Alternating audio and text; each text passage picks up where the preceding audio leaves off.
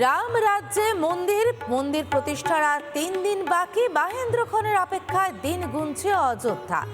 রামলালায় প্রাণ প্রতিষ্ঠা উপলক্ষে সেজেছে অযোধ্যা। উৎসবের রঙে মেতে অযোধ্যাবাসী। রাম মন্দিরের প্রতিষ্ঠার ঐতিহাসিক মুহূর্তের অপেক্ষায় গোটা দেশ। দেখতে পাচ্ছেন রঙ্গোলিতে সাজিয়ে তোলা হয়েছে রাস্তা।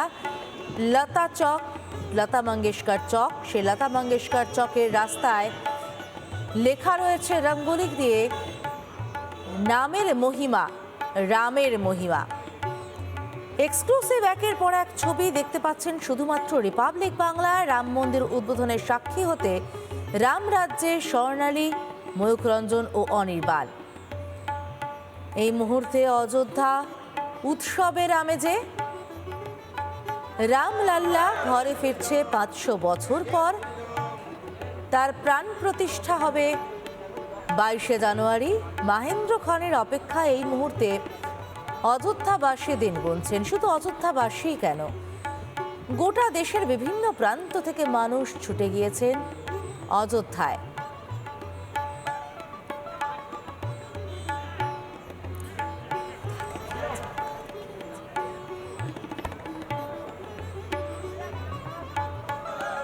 আমাদের সঙ্গে রয়েছেন আমাদের দুই সিনিয়র এডিটর ময়ূখ রঞ্জন ঘোষ এবং স্বর্ণালী সরকার। আমি সরাসরি চলে যাব প্রথমেই ময়ূখের কাছে। ময়ূখ, তুমি যেখানে রয়েছো, তোমরা লাগাতার যে ছবি তুলে ধরছো তাতে অযোধ্যার কিন্তু নানান রূপ আমরা দেখতে পাচ্ছি। আজ তুমি যেখানে রয়েছো সেখান থেকে অযোধ্যার ঠিক কোন রূপ, কোন রং তুলে ধরবে?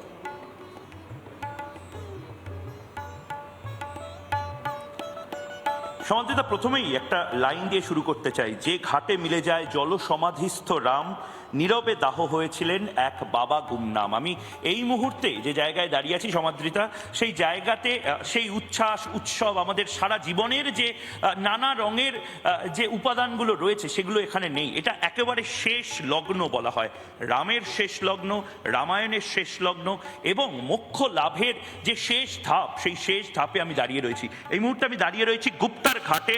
এটি রাম এবং জানকী মন্দির। এই রাম মন্দিরও জনপ্রিয়, কিন্তু রাম প্রতিষ্ঠার যে মন্দির, সেই মন্দিরের মতন এই মন্দির নয়। এই গুপ্তার ঘাট, যে গুপ্তার ঘাটে শ্রী রামকে জল সমাধিস্থ করা হয়েছিল।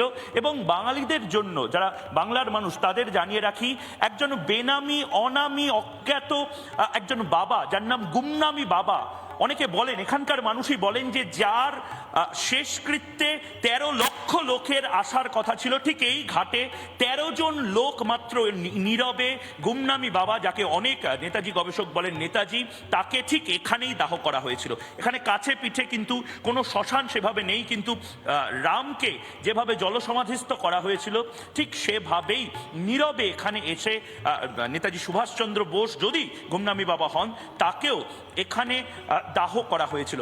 আমি শুধু গল্পটা বলার জন্য, শ্রীরামের গল্পটা 22 কিলোমিটার, গুনে গুনে 22 কিলোমিটার আমি এই মুহূর্তে যেখানে রয়েছি, এবং রবিকে বলবো আমার বাঁদিকে ক্যামেরাটা প্যান করতে, অর্থাৎ আমাদের ঠিক পেছন দিকে এই সরজু নদী যে যাচ্ছে, সরজু নদীর ঠিক এই সাইডটা আমি একবার দেখিয়ে দেওয়ার জন্য বলছি। এই দিকটা হলো শ্রীরাম জন্মভূমি, অর্থাৎ 22 কিলোমিটার দূরে। এখন ঘন কুয়াশা এবং শহর দেখা যাচ্ছে না, কিন্তু এই 22 কিলোমিটার রাস্তা এইখান দিয়ে হেঁটে অযোধ্যাবাসী তারা রামকে সঙ্গে নিয়ে এসেছিলেন রাম জলসমাধিস্থ হবেন বলে। কারণ রামের কাছে বার্তা পাঠানো হয় ব্রহ্মার তরফ থেকে। কাল দেবতা তিনি বার্তা পাঠান যে ভগবান আপনি চলে আসুন, আপনার মর্তে কাজ শেষ হয়ে গেছে।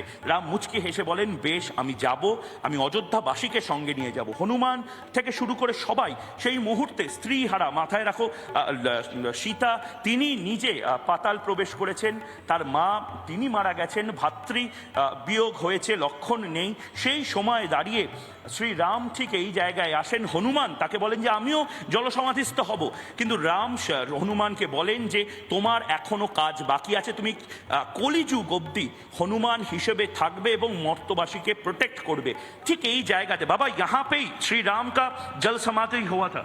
हाँ, सरजू जी में राम जी आए हुए थे अयोध्या से, और अपने प्रजाओं के साथ में और देवताओं के साथ में यहाँ पे अंतर्ध्यान हुए थे, और अपने चरण चिन्ह ऊपर छोड़े हुए हैं। जहाँ यहाँ पे সমাদৃতা, আমি একবার বাংলায় বোঝানোর জন্য বলছি যে এইখানে আমার ঠিক পেছনে, এর পরেও রিপাবলিক বাংলাতে এক্সক্লুসিভ সেই ছবি দেখাবো, পণ্ডিতজি রয়েছেন আমাদের সঙ্গে। এই যে মন্দির, সেই মন্দিরে শেষবার নিজের পাদুকা, যে রামের পাদুকা এত জনপ্রিয়, শেষবার এই মন্দিরের যে এলাকা রয়েছে সেখানেই শেষবার নিজের পাদুকা খোলেন, এবং এখানে এখনো রামের চরণ চিহ্ন রয়েছে।